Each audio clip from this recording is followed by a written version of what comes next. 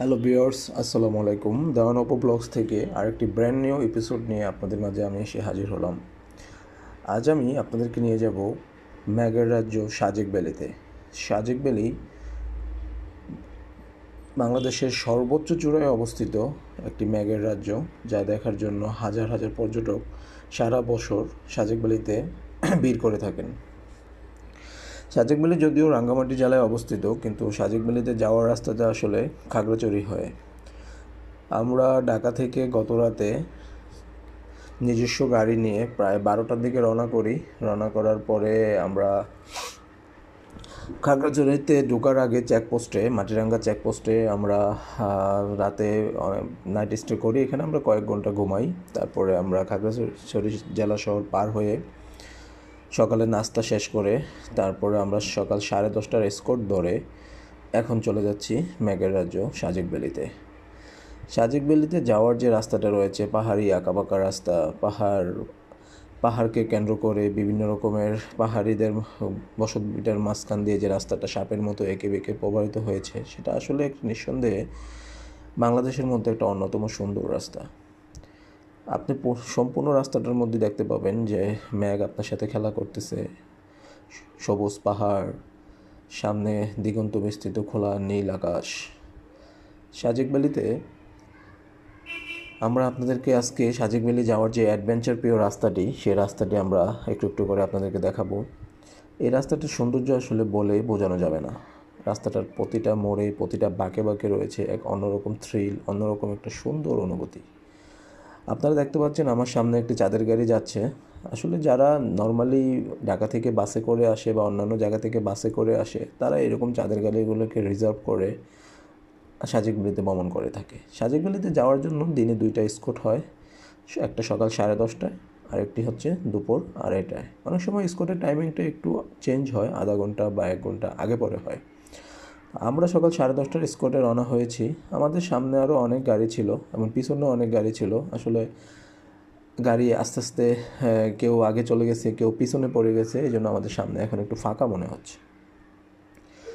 আমরা ঢাকা থেকে সাজেকে পৌঁছানোর জন্য মোটামুটি প্রায় 10 থেকে 11 ঘন্টা লং জার্নি করি এবং এই দীর্ঘ রাস্তাটা পাড়ি দিতে আমাদের বিন্দুমাত্র কোনো খারাপ লাগেনি, কারণ সাজেকের যে একটা ফিল, সেই ফিলটাকে চিন্তা করতে করতেই রাস্তাটা যে কখন শেষ হয়ে গিয়েছে সে টেরই পাইনি। বর্তমানে আমরা সাজেক ভ্যালির অত্যন্ত নিকটে রয়েছি। এই হচ্ছে সাজেকের লাস্ট আপনার যেই থ্রিল রাস্তাটা। আমি জাস্ট এখন যে দিক থেকে উপরে উঠতেছি, সামনে আপনার আর জাস্ট 5 থেকে 6 মিনিট উঠবো। এই 5 মিনিটের রাস্তাটা হচ্ছে সাজেকের মোস্ট ডেঞ্জারাস একটা রাস্তা। এই রাস্তাটাতে আসলে যত বাইকাররা সাজেকে ভ্রমণ করে, এখানে আসার পরে কিন্তু তাদের অবস্থা খারাপ হয়ে যায়, কারণ যারা নতুন রাইডার তারা কিন্তু এই জায়গাটা পাড়ি দিতে খুব হিমশিম খেয়ে যায়। সাজেকের এই রাস্তাটা সম্পূর্ণ 90 ডিগ্রি অ্যাঙ্গেল এবং সম্পূর্ণ খাড়া। এই রাস্তাটাতে আপনি যখন উপরের দিকে উঠবেন, আপনার সাপোজিশন হয়ে যাবে, আপনার মনে হবে যে আপনি কানে কম শুনতে পাচ্ছেন। ওই যে দূর পাহাড়টা দেখতে পাচ্ছেন আপনারা এই মুহূর্তে, সেটাই সাজেক ভ্যালি। আমরা কিছুক্ষণের মধ্যে ওই জায়গাতে আস্তে আস্তে আস্তে আস্তে আপনাদেরকে নিয়ে যাব। এই রাস্তাটা আঁকাবাঁকা আঁকাবাঁকা ঘুরে ঘুরে ঘুরে ঘুরে ঘুরে ঘুরে দূরের পাহাড়টাতে উঠে যাবে। সাজেকে সারা 24 ঘন্টার মধ্যে আপনি বলতে পারেন যে মোটামুটি 20 ঘন্টা আপনি ম্যাগের ছোঁয়া পাবেন। আপনি সাজেকের প্রতিটা রিসোর্ট বলেন, প্রতিটা জায়গা বলেন, কিছুক্ষণ পরপরই ম্যাগ এসে আপনাকে ভিজিয়ে দিয়ে যাবে। সাজেকের সৌন্দর্যটা এখানেই। সাজেকের মধ্যে অন্যরকম অনেক সুন্দর সুন্দর রিসোর্ট এখন গড়ে উঠেছে। আমরা যখন আগে গিয়েছিলাম, আজ থেকে 5-7 বছর আগে, তখন কিন্তু সাজেকের সিচুয়েশনটা এরকম ছিল না। তখন আসলে এত রিসোর্ট ছিল না, সাজেক খুব পরিপাটি, সুন্দর, পরিষ্কার ছিল। কিন্তু বর্তমানে কিন্তু সাজেকের অবস্থা একটু অপরিষ্কারই বলা চলে। আমরা বাঙালি জাতি, আসলে আমরা ঘুরতে পছন্দ করি, কিন্তু আমরা নোংরামি করতেও একটু একটু পছন্দ করি।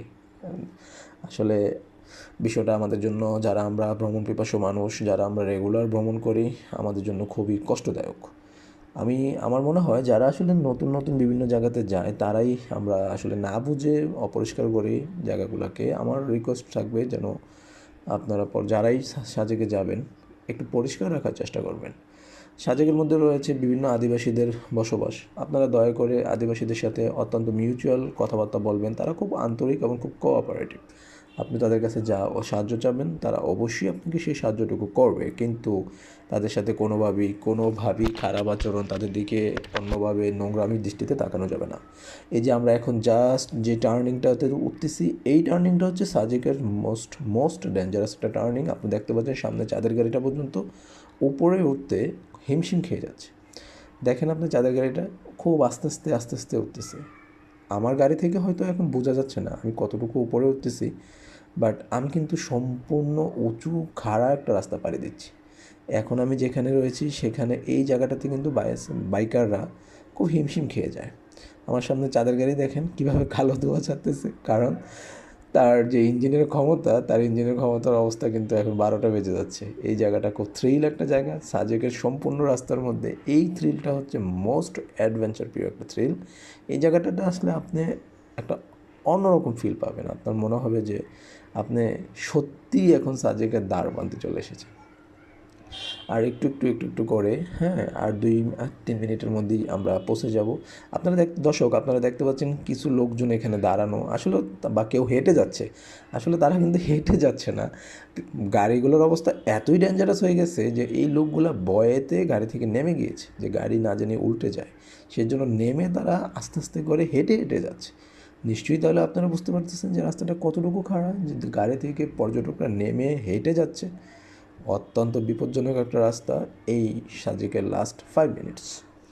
আপনি দেখেন সামনে আরেকটা চাঁদের গাড়ি দাঁড়িয়ে আছে, এটাও কিন্তু আর উপরে উঠতে পারছে না, তারা একটু রেস্ট নিয়ে আস্তে উঠছে। এই যে 3 হুইলার উঠতেছে, তার অবস্থা সেম। আমি এখন যে টার্নিংটা নিব, এই টার্নিংটা নেওয়ার পরই আপনারা সাজেক ভ্যালির সামনের অংশটুকু দেখতে পাবেন। এই যে সামনে কিছু দোকান ঘরবাড়ি রয়েছে, এগুলো হচ্ছে পাহাড়িদের আদিবাসীদের ঘরবাড়ি। এটা যখন আমি পার হয়ে যাব তখনই সাজেকের একদম নিকটে আমি চলে আসবো। সামনে হচ্ছে সেনা ক্যাম্প, তারপরেই সাজেকের রিসোর্টগুলো শুরু হয়ে যাবে। এই রাস্তার ডান পাশে রয়েছে আপনার মিজোরাম, বাম পাশে হলো বাংলাদেশের অংশটুকু। সাজেকের ডান পাশে হলো মিজোরাম, বাম পাশে বাংলাদেশের অংশ। মিজোরামের কোল ঘেঁষে উদয়পুর রয়েছে। উদয়পুরের পাশে যে একটা খাল রয়েছে, খুব সৌন্দর্য একটা রাস্তা। এই মুহূর্তে উদয়পুর যাওয়ার জন্য রাস্তাটা তৈরি হয়ে গিয়েছে। আপনারা চাইলে উদয়পুর থেকেও ঘুরে আসতে পারেন, তবে সেখানে যাওয়ার মতো এখনও অনুমতি মিলেনি, আপনাকে যেতে হবে প্রশাসনের অনুমতি ব্যতীত। আমরা সামনে দেখতে পাচ্ছি সাজেকের সর্বপ্রথম রিসোর্টটি। এইটা হলো সাজেকের সর্বপ্রথম রিসোর্ট, যেটা বাংলাদেশ ভিউ রিসোর্ট। অত্যন্ত সুন্দর পরিপাটি অর্গানাইজ একটা রিসোর্ট। আপনারা দেখতে পাচ্ছেন দর্শক কত সুন্দর দেখতে, নাইস ভিউ।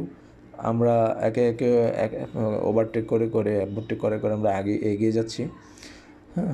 এখান থেকেই আসলে সাজেকের মূল পর্ব শুরু। সামনে আপনারা আরেকটি রিসোর্ট দেখতে পাচ্ছেন। সাজেকের রিসোর্টগুলো আসলে পরিবেশ বান্ধব, ইকো ফ্রেন্ডলি রিসোর্ট, যা দেখতেও ভালো লাগে আসলে। এখানে আপনারা 2-1টা হয়তো ইটের তৈরি রিসোর্ট পাবেন, বাট সব রিসোর্টগুলো হচ্ছে ইকো ফ্রেন্ডলি রিসোর্ট।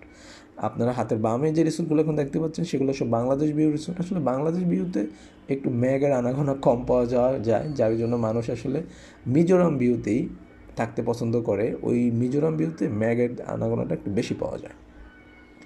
দর্শক আপনারা আস্তে এখন সাজেকে আমরা চলে আসলাম। আপনারা এখন সাজেক ভ্যালি উপভোগ করুন। আমার নেক্সট ভিডিও দেখার জন্য অপেক্ষা করুন, এবং আমার পরবর্তী ভিডিওতে ইনশাল্লাহ সাজেকের সম্পূর্ণ রূপ আপনাদের মাঝে নিয়ে হাজির হব। আর আপনারা যারা এখন আমার চ্যানেলটি সাবস্ক্রাইব করেননি, দয়া করে আমার চ্যানেলটি সাবস্ক্রাইব করে নেবেন পরবর্তী নতুন ভিডিও আপডেট পাওয়ার জন্য। দর্শক সেই পর্যন্ত আপনাদের